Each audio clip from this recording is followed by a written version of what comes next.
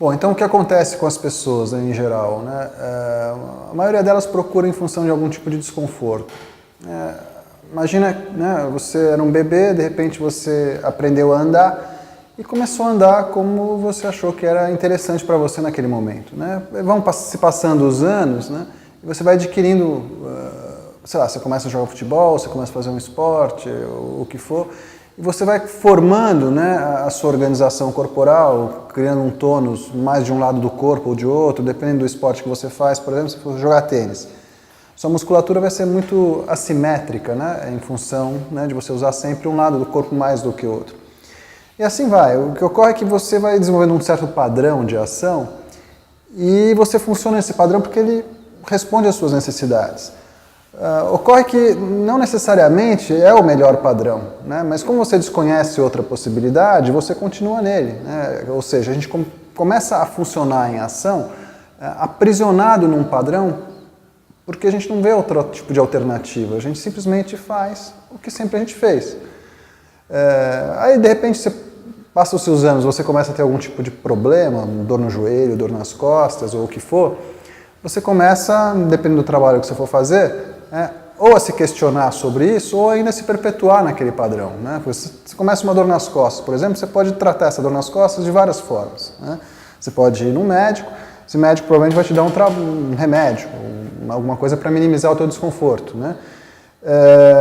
Você não mudou nada ali, você simplesmente, né, alguém deu um remédio para você, esse desconforto vai melhorar, provavelmente por um tempo, e depois que passar o efeito do remédio, talvez, se você continuar ainda com essa organização um pouco precária, né, que construiu esse desconforto, você ainda vai continuar com esse teu tipo de desconforto.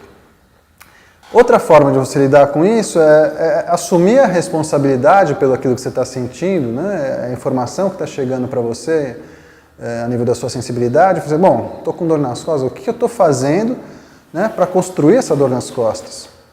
E assim, o que eu posso fazer para minimizar isso ou não ter mais isso? Então, esse trabalho é exatamente nessa via, né? Quer dizer, você vai, a partir desse pressuposto em que você vai se olhar para você de uma maneira em que você vai passar a se responsabilizar por si mesmo, você vai ter um olhar de entendimento, né?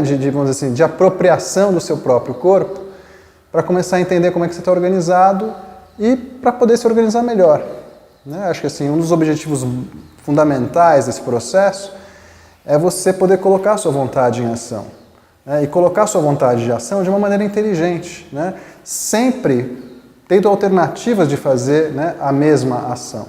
Uma das definições de boa postura do Feldenkrais é você saber fazer a mesma ação de pelo menos 3 maneiras diferentes. Quando você faz a mesma ação de pelo menos 3 maneiras diferentes, você tem o seu livre-arbítrio garantido. Né? E o que isso significa? Né? No nosso caso, a gente faz essa leitura linkando com assim, você vai ser um ser humano mais digno, porque você tem a opção de escolha. Né? Você nunca é pré-determinado, porque se você funciona sempre do mesmo jeito, você simplesmente, né, vai no automático, é como se você fosse um animal, um bicho. Né? Quando você passa a ter opções alternativas em qualquer tipo de ação que você faz, e aqui eu não estou falando nada de muito estratosférico, eu estou falando de coisas ligadas a ações do cotidiano, ou seja, como que você senta, como que você levanta, como que você vira. Né? As pessoas sentam e sentam sempre do mesmo jeito, geralmente as pessoas cruzam a mesma perna sobre a outra. E tudo bem, não é que isso é certo ou errado. A questão é você ficar aprisionado nesse padrão. Então, se você cruzar sempre uma perna sobre a outra, por exemplo, você né, naquele momento você desenvolveu uma escoliose na sua coluna, né? Quer dizer, a curvatura lateral da coluna se alterou. E se você continuar fazendo isso por vários e vários anos, já chega uma hora vai começar né, vai doer alguma coisa, porque você sempre começou a sentar de um jeito e continuou a sentar de maneira precária. Né? Então você vai assumindo, né, a responsabilidade sobre o seu bem-estar, né, a sua atitude em relação a você mesmo começa a mudar. Né? E o que vai possibilitar essa mudança, né, é o que a gente chama de atenção cuidadosa. Quer dizer, é todo o que está por trás desse processo de aprendizado, né, não só é o movimento, a ação, né, a ação cotidiana, né, a ação bem simples, a ação do sentar, a ação do abaixar, a ação do virar, mas é você começar a ter uma disponibilidade interna de prestar atenção naquilo que você está fazendo. E não no primeiro momento pode ser até artificial, porque as pessoas não estão acostumadas a prestar atenção em como elas fazem, né? Agora, a partir do momento que você leva isso para o teu dia a dia, aí vai ser possível você fazer o que você quiser, porque você só vai poder fazer aquilo que você quer se você souber como fazer. E por incrível que pareça, as pessoas não têm a menor ideia de como elas fazem as coisas que elas fazem, né? Se você se perguntar agora como é que você está sentado ou como você está em pé, né? Geralmente as pessoas não têm a menor noção, elas não sabem que pé que está mais no chão, elas não sabem que lado das costas que está mais no encosto da cadeira, que quadril que está mais, né, pranchado na cadeira, né, como é que o teu pé está encostando no chão, qual é a distribuição do teu pé. Ou seja, a gente não tem ideia das coisas mais básicas, né, o que está acontecendo com a gente nessas coisas mais banais, né? Então esse processo ele vai estar mergulhando você em ações muito simples.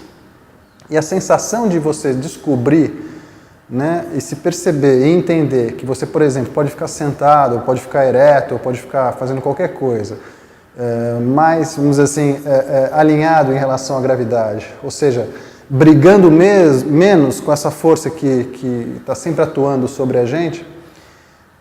Por si só, isso é uma sensação de bem-estar indescritível. Quer dizer, o problema de falar de ação, né, é que as palavras elas dimensionam pouco, né, o que acontece quando as pessoas sentem essas coisas. Então, assim, o fato de você estar ereto sem fazer força, por si só é uma sensação de extremo prazer, né? Extremo prazer, eu quero dizer assim, é uma sensação de bem-estar. As pessoas se sentem, evocam uma sensação em que parece que tudo é mais gostoso, né?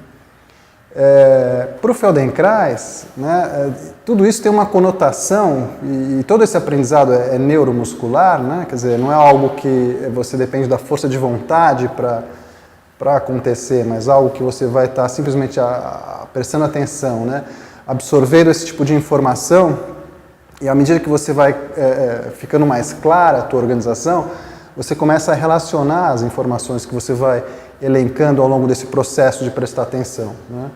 Então, a partir do momento que você vai conseguindo relacionar essas informações, e que não é um processo sim, fácil, é simples, mas não é fácil, né? Leva um certo tempo, aí a pessoa começa a sempre buscar uma maneira diferente de fazer o que ela já faz. Ela sempre vai ter uma nova possibilidade.